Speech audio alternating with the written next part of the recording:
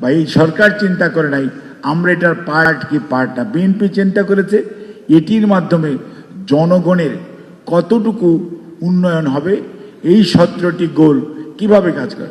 BNP চিন্তা করে দেখেছে শহীদ রাষ্ট্রপতি জিয়াউর রহমানের যে 19 দফা ছিল সেটার কন্টিনিউটিতে আসছে ভিশন 2030, যেটা দেশনেত্রী বেগম খালেদা জিয়া দিয়েছিলেন, তার কন্টিনিউটি আসছে প্রথম 27 দফা রাষ্ট্র মেরামতের কর্মসূচি, তার কন্টিনিউটিতে সর্বশেষ রূপান্তরিত হয়েছে 31 দফার যে দাবি সকল গণতন্ত্রকামী মানুষ স্টেক হোল্ডারদের সাথে আলাপ আলোচনা করার পর যাতে বাংলাদেশকে একটি আধুনিক মানবিক বাসযোগ্য বাংলাদেশ করা যায় এবং দেশের অর্থনীতি বলেন, সমাজনীতি বলেন, জুডিশিয়ারি বলেন, অর্থাৎ শিক্ষা খাত বলেন, স্বাস্থ্য খাত বলেন, সব কিছুকে যদি ঢেলে সাজাতে হয় তাহলে 31 দফা কর্মসূচি, যেটার সাথে দেখা যাচ্ছে এসডিজি। তো জিয়াউর রহমান স্যার যখন 19 দফা বলেছিলেন তখন এমও ছিল না, এসও ছিল না, কিন্তু তারপরে ভিশন 2030 যখন হয়েছে, হ্যাঁ, তখন এসডিজি কেবল প্রণীত হয়েছে। কাজে অর্থাৎ বিএনপির চিন্তা ভাবনা, আমি যে কথাটির জন্য এই কথাটি বললাম সেটি হচ্ছে যে বিএনপি সবসময় প্রো পিপুল চিন্তা করে, বিএনপি দেশের মানুষের কথা চিন্তা করে, দেশের সামগ্রিক উন্নয়নের কথা চিন্তা করে। সেই জন্যই আমাদের কন্টিনিউটিটা এইরকম এবং পাস্ট ট্র্যাক রেকর্ডটা আমাদের এই জন্য, সেই জন্যই আমি কথাটি এখানে উপস্থাপন করেছি। আমরা মুখে একটা বলি, কাজে অন্যটা করি, এটিতে আমরা বিশ্বাস করি না। আমরা সবাইকে বলেছি যে আপনি টেম্পারেচার এসি 25-এ রাখবেন। আপনি যান প্রধানমন্ত্রীর কার্যালয়ে, আমাদের অফিসে এবং আপনাদের অনেকের অফিসেই, সবার ইভেন বাসা বাড়িতেও আমরা এখন 25 না 26-27 পর্যন্ত আমাদের এসি রাখি, কারণ আমরা এটা মিন করি।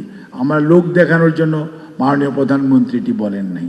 আসেন এখন কাজের কথায় যাই।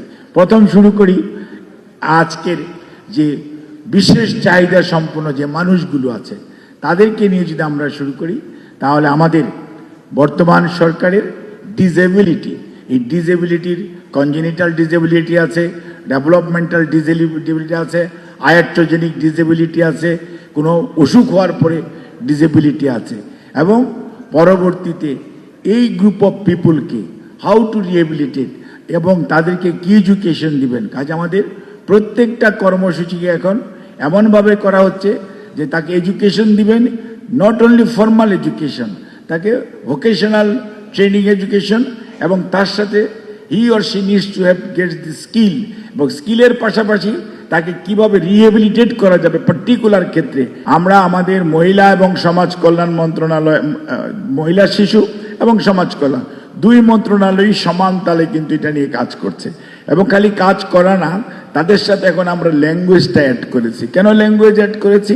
যে আমার যে পপুলেশন, এই পপুলেশনের মধ্যে যদি আমি কেয়ার গিভিং ভালো তৈরি করতে পারি, আমার ডোমেস্টিক পারপাস যেরকম সার্ভ করবে, অন দি আদার হ্যান্ড এই পিপুলরা ইন্টারন্যাশনাল মার্কেটে তাদের প্রচুর ডিমান্ড রয়েছে, এবং তখন আমাদের এইটা একটা মানে আজকের যে প্রবাসী কল্যাণরা যে রেমিটেন্স আসছে তার চেয়ে অনেক বেশি রেমিটেন্স আর্ন করার মতোই আছে।